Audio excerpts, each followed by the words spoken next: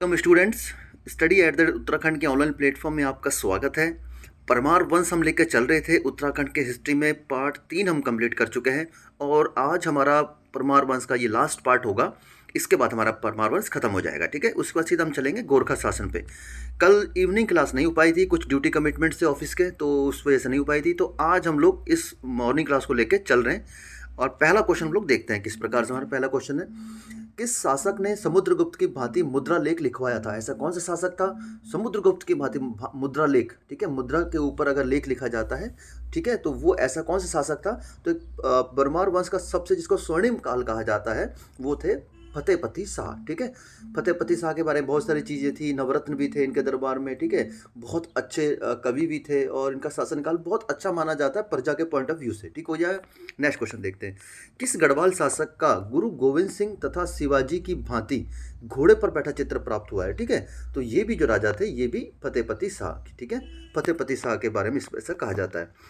फतेहपति शाह के दरबारी कवि कौन थे? ठीक है, तो इनके दरबारी कवि तो ये आपके तीनों हो जाएंगे, रतन कवि, जटाधर, मतीराम। ठीक है, ये तीनों के तीनों इनके कवि हो जाएंगे। ओके, किस कवि किस कवि ने फतेह शाह को सील का सागर एवं हिंदुओं का रक्षक माना है? ठीक है, तो रतन कवि और मतीराम, इन दोनों रतन कवि ने फतेहपति शाह को सील का सागर, हिंदुओं का रक्षक माना है। ठीक हो जाएगा। ओके, नेक्स्ट क्वेश्चन आगे देखते हैं। क्षेमराज निम्न में से किस कवि का दूसरा नाम था? ये एग्जाम में क्वेश्चन आया हुआ है। ठीक है, फतेहपति शाह के कार्यकाल में क्षेमराज निम्न में से किस कवि का दूसरा नाम था? ये एग्जाम में क्वेश्चन आया हुआ है। ठीक है, तो ये रतन कवि का दूसरा नाम था। ठीक, ओके, ये दो कवि बहुत इंपॉर्टेंट है, भरत कवि और रतन कवि। ठीक है, और रतन कवि ने कौन सी पुस्तक रचना करी? फतेह प्रकाश की रचना करी थी। ठीक है, तो रतन कवि ने रचना करी थी फतेह प्रकाश की।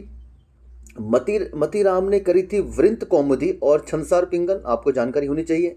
रामचंद्र ने रचना करी थी फतेह शाह यशोवर्मन और जटाशंकर ने रचना की थी फतेह शाह कर्ण ग्रंथ। ये चार पुस्तकें बहुत इंपॉर्टेंट है। ठीक है, मैं आपको नोट्स में इसको मेंशन भी कर दूंगा। ठीक है, ओके, आगे देखते हैं।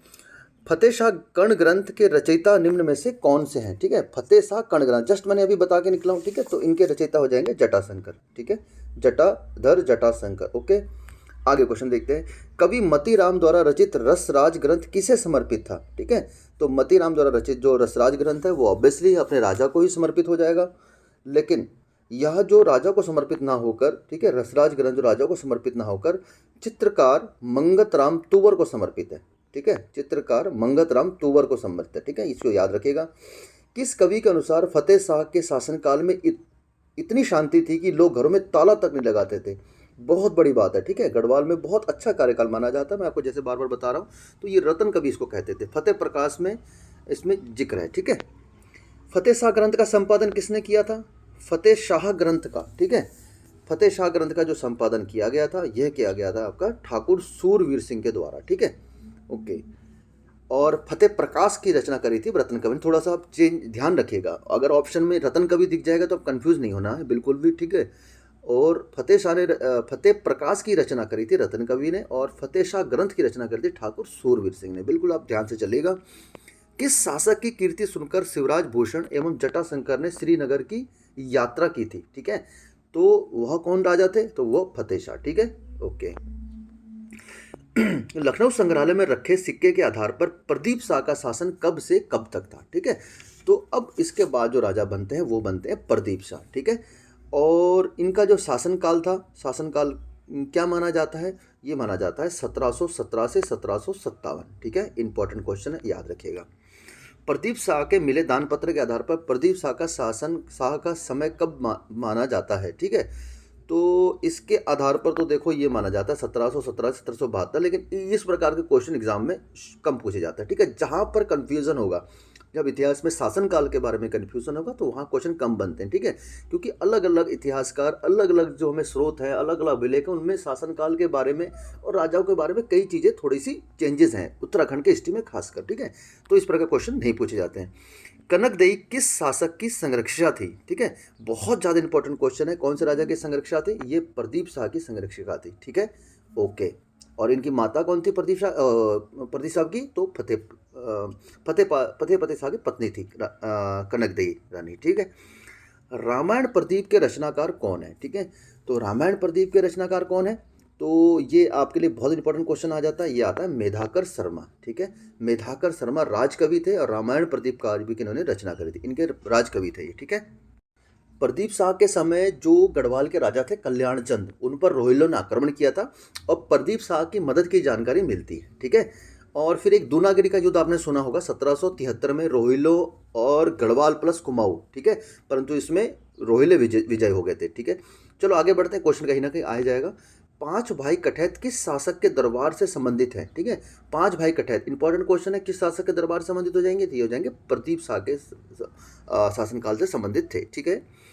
पांच भाई कठैत से संबंधित पंच भैया खाल किस जनपद में स्थित है। पंच भैया खाल एक बहुत बड़ा वो है, आपको बहुत प्रसिद्ध स्थल है, ठीक है। तो ये पौड़ी में स्थित है, पांच भैया खाल के नाम से पौड़ी में ये स्थान स्थित है। मेधाकर शर्मा किस शासक का दरबारी कवि था, जस्ट हम ये बता के निकले, प्रदीप शाह के दरबारी कवि थे, ठीक। अगला क्वेश्चन देखते हैं, किस शासक का कार्यकाल चंद एवं पंवार की वंश की मित्रता के लिए जाना जाता है। जैसे मैंने अभी आपको बताया ना कि कल्याण चंद के समय रोहिल्लों का आक्रमण हुआ था, तब इन्होंने सहायता करी थी, ठीक है।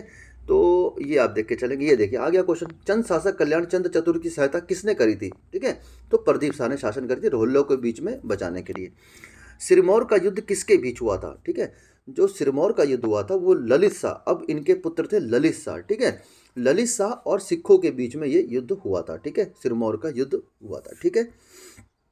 ओके, अब देखते हैं अगला क्वेश्चन, किस शासक ने प्रद्युम्न शाह को कुमाऊं की गद्दी पे बैठा। अब जो ये कार्यकाल शुरू होता है ललित शाह और फिर आता है हर्षदेव जोशी की यहाँ पर अब एंट्री हो जाती है, ठीक है। तो प्रद्युम्न शाह को किसने शासक बैठाया, ललित शाह ने इसको गद्दी पर बैठाया था, ठीक हो गया, यहाँ तक क्लियर है। ओके, आगे देखते हैं, ललित शाह के समय कुमाऊं का शासक कौन था। तो उस समय दीपचंद के दीवान कौन थे, हर्षदेव जोशी, ठीक है, जिन्होंने ललित शाह को कुमाऊं पर आक्रमण के लिए आमंत्रित किया था, ठीक है। तो ये दीपचंद को हटाकर फिर ललित शाह जीतते हैं और प्रद्युम्न शाह को शासन सौंप देते हैं। 1779 में बगवाली पोखर का युद्ध किनके मध्य हुआ था, ठीक है। उत्तराखंड के इतिहास में बहुत इंपॉर्टेंट है, मोहनचंद और ललित चंद के बीच में बगवाली पोखर का युद्ध हुआ था। मोहनचंद कौन थे, दीपचंद के पुत्र थे, ठीक हो गया। ओके, ललित शाह कब गद्दी पे बैठा था, तो ललित शाह के बारे में जानकारी दी जाती है। तो ललित शाह का जो गद्दी का कार्यकाल था वो था 1772 में, ठीक है, इनके प्रदीप शाह की मृत्यु के बाद। हवाला बाग के दुलड़ी नामक स्थान पर किस शासक की मृत्यु मलेरिया के कारण हुई थी, ठीक है। हवाला बाग के दुलड़ी नामक स्थान पर किस शासक की मृत्यु हुई थी, तो ललित शाह की मृत्यु मलेरिया के कारण हुई थी। तत्काल आज समय मलेरिया कोई बहुत बड़ी बीमारी नहीं है, लेकिन उस समय बहुत घातक मानी जाती थी। मलेरिया हो गया, डायरिया हो गया, चेचक हो गया, ये सब चीज़ें बहुत महामारी मानी जाती थी, ठीक है। किस शासक के समय सिखों ने 1775 एवं 1778 ईस्वी में 2 बार देहरादून पर आक्रमण किया था, ठीक है। तो ये जो आक्रमण किया था ललित शाह के बारे में जिक्र किया जा रहा है, ठीक है। ओके, आगे देखते हैं, ललित शाह के कितने पुत्र थे। तो ललित शाह के 4 पुत्र थे, ठीक है। ललित शाह के 4 पुत्र थे, एक थे जयकृत शाह, दूसरा प्रद्युम्न शाह, तीसरा पराक्रम शाह और चौथा प्रीतम शाह, ठीक है। तो जयकृत शाह को गढ़वाल का शासन दे दिया, प्रद्युम्न शाह को कुमाऊं का शासन दे दिया था, ठीक है। ललित शाह का उत्तराधिकारी कौन था, ठीक है। तो ललित शाह का उत्तराधिकारी कहाँ की बात कर रहा है, गढ़वाल की बात कर रहा है, ना कि कुमाऊं की बात कर रहा है, ठीक है। तो मैंने आपको बताया जो गढ़वाल का शासन जयकृत शाह को दे दिया था और प्रद्युम्न शाह को दे दिया था कुमाऊं का शासन। गढ़वाल पेंटिंग्स के लेखक मुकंदी लाल के अनुसार जयकृत शाह का शासन कब से कब तक रहा, ठीक है। तो मैं बार बार बोल रहा हूँ कि शासनकाल में थोड़ा कन्फ्यूजन रहता है उत्तराखंड के इतिहास में और राजाओं के संबंध में, तो इसमें बहुत ज़्यादा आप परेशान नहीं होना उस बात पर, ठीक है। जयकृत शाह के दरबार में निम्न में किन 2 दलों में बट गए, दरबारी जो थे जयकृत शाह के 2 दलों में बट गए थे, ठीक है। तो वे कौन 2 दलों में बटे थे, ये थे खंडूरी व डोभाल, ये 2 दलों में बट गए थे ये लोग, ठीक है। सिखों के आक्रमण से बचने के लिए राखी नामक कर दिया गया था, ठीक है। राखी नामक कर दिया था, किसने दिया था सिखों के आक्रमण से बचने के लिए, तो ये था जयकृत शाह ने, ठीक है। ओके, राखी क्या है, कर है, ठीक है, याद रखिएगा। किस शासक ने रघुनाथ मंदिर में अपने जीवन का अंत कर दिया, ठीक है। अपने जीवन की समाप्ति, खुद को मृत्यु के हवाले किसने कर दिया, जयकृत शाह ने करा था, ये कहा रघुनाथ मंदिर में, ठीक है। ये रघुनाथ मंदिर कहाँ पे, टिहरी में, ठीक है। जयकृत शाह के समय फौजदार कौन था, जयकृत शाह के समय फौजदार कौन हो जाएंगे, तो ये जो फौजदार थे उनके हो जाएंगे नित्यानंद खंडूरी, ठीक है, फौजदार। किस व्यक्ति के अनुसार प्रद्युम्न शाह गढ़वाल एवं कुमाऊं का संयुक्त शासक नियुक्त किया गया? वेरी वेरी इंपॉर्टेंट क्वेश्चन है, वेरी वेरी इंपॉर्टेंट क्वेश्चन। ठीक है, संयुक्त जो नियुक्त किया गया, ये बद्रीनाथ पांडे चीज को मानते हैं कि प्रद्युम्न शाह को गढ़वाल एवं कुमाऊं का संयुक्त शासक नियुक्त किया गया था। ठीक है, क्योंकि एक्चुअली क्या होता है, जब प्रद्युम्न शाह को कुमाऊं का शासन दे दिया था तो कुछ समय बाद जब उसके भाई को गद्दी में बैठाया गया तो वो उससे रुष्ट हो गया कि नहीं, मुझे ही शासन चाहिए। ठीक है, तो प्रद्युम्न शाह को बाद में भी इसका शासनकाल ले लिया प्रद्युम्न शाह ने। बैकट सूची के अनुसार प्रद्युम्न शाह का शासनकाल कब से कब तक माना जाता है? ठीक है, तो ये बात कर रहा है गढ़वाल की। ठीक है, तो इसमें मैं बार बार बोल रहा हूँ, आपको परेशान नहीं होना है इस कार्यकाल में। ठीक है, किस शासक के राज्य में रामी व धरणी खंडूरी भाई मंत्री थे? ठीक है, वेरी वेरी इंपॉर्टेंट क्वेश्चन। ठीक है, तो खंडूरी का संबंध किससे राजा से मिलता है? तो प्रद्युम्न शाह के समय इन चीजों का मिलता है, रामी व धरणी खंडूरी भाई। ठीक है, किस व्यक्ति ने प्रद्युम्न शाह के प्रतिनिधि के रूप में कुमाऊं पर शासन किया था? ठीक है, तो प्रद्युम्न शाह जब गढ़वाल के राजा बन जाते हैं तो उनके प्रतिनिधि के रूप में किसने शासन किया? यही बंदा जो ये चाहता था कि भाई मुझे ही शासनकाल मिल जाए। ठीक है, गढ़वाल में बावनी शब्द का प्रयोग किसके लिए किया जाता है? ठीक है, तो गढ़वाल में इक्यावनी बावनी आपने सुना हुआ, जब गढ़वाल ने बहुत 18 संवत की बात कर रही है, संवत 1851-52 में बहुत ज़्यादा अकाल पड़ा था, तो बावनी इक्यावनी बावनी कहा जाता है अकाल के संबंध में। ठीक है, अगला क्वेश्चन आ ही गया है। निम्न में गढ़वाल में भयंकर अकाल पड़ा था, तो यह जो पड़ा था 51-52 में। ठीक है, ओके। किस शासक के शासनकाल में 1795 में गढ़वाल में बावनी अर्थात भयंकर अकाल पड़ा था? ठीक है, तो अपने प्रद्युम्न शाह के शासनकाल में बहुत भयंकर अकाल पड़ा था, तो उसी समय गढ़वाल पर गोरखों का भी आक्रमण हो जाता है। ठीक है, तो 1791 में गढ़वाल पर आक्रमण किसने किया? गोरखों ने आक्रमण किया था।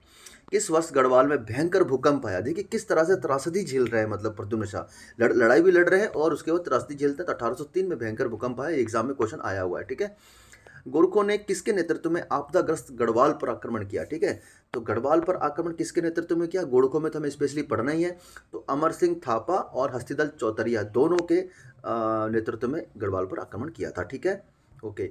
14 मई 1804 में खुड़बुड़ा के युद्ध में कौन सा शासक वीर गति को प्राप्त हुआ? प्रद्युम्न शाह ऐसे शासक थे जिन्होंने अपना राज सिंहासन तक भेज दिया था गोरखों से लड़ने के लिए। ठीक है, अगला देखते हैं। प्रद्युम्न शाह के पुत्र प्रीतम शाह को बंदी बनाया गया था। ठीक है, तो ये जो बंदी बनाया गया था ये गोरखों के द्वारा बंदी बनाया गया था। ठीक है, गढ़वाल का हुमायूं किसे कहा जाता है? Very very important question, exam में कई बार ये आया हुआ है। ठीक है, गढ़वाल का हुमायूं किसे कहा जाता है और क्यों कहा जाता है? आप देखिए, हुमायूं से तुलना इसकी क्यों की जाती है प्रद्युम्न शाह की? क्योंकि हुमायूं राजा होने के बाद भी जिंदगी भर मतलब वो युद्धरत रहा, भटकता रहा, अपने आप को मतलब अपने आप को राजा घोषित करने के बाद भी वो मतलब युद्ध में रहा, और साथ में साथ उसको कभी भी आराम से नहीं बैठा वो। ठीक है, कभी गोरखों से युद्ध, कभी कुमाऊं का शासन, कभी गढ़वाल का शासन, वो भटकता ही रहा जिंदगी भर। यही सेम कहानी हुई थी हुमायूं और सेम कहानी थी प्रद्युम्न शाह के साथ में।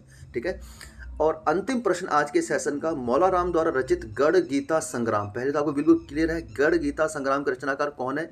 मौला राम। दूसरी इनकी है गणिका नाटक, एग्जाम में क्वेश्चन बन सकता है गढ़ गीता संग्राम के रचयिता कौन है या गणिका नाटक के रचयिता कौन है? पहली चीज तो ये हो गया। इसमें पूछा किसके अत्याचारों का वर्णन है, तो यह जो है पराक्रम शाह का वर्णन किया गया है इस वाले क्वेश्चन मतलब दोनों नाटकों में। ठीक है, तो ये थे गढ़वाल वंश से हमारे सारे प्रश्न। गढ़वाल वंश हमारा माफ कीजिएगा, परमार वंश हमारा कंप्लीट हो गया है। ठीक है, और नेक्स्ट जो हमारी क्लास रहेगी वो क्लास रहेगी हमारी गोरखों पर आधारित। ठीक है, गोरखों से संबंधित मुझे लगता है कि 2 ही क्लास में गोरखों को कंप्लीट कर लेंगे हम लोग, और गोरखों के समाप्त होने के बाद अंग्रेजी शासन की तरफ बढ़ेंगे। धीरे धीरे धीरे हमारा ये उत्तराखंड समाप्ति की ओर जाएगा। पूरा कंप्लीट कोर्स हम आपके लिए लेकर आए हैं और कंप्लीट कोर्स आपके लिए चलेगा। ठीक है, तो आपके सहयोग के लिए बहुत बहुत धन्यवाद। पीडीएफ आपको टेलीग्राम और व्हाट्सएप ग्रुप चैनल पर अपलोड हो जाती है, आप वहाँ से प्राप्त कर सकते हैं विद आंसर की। ठीक है, तो ठीक है, बने रहिए स्टडी एड उत्तराखंड के साथ। मिलते हैं नेक्स्ट वीडियो में, तब तक के लिए जय हिंद।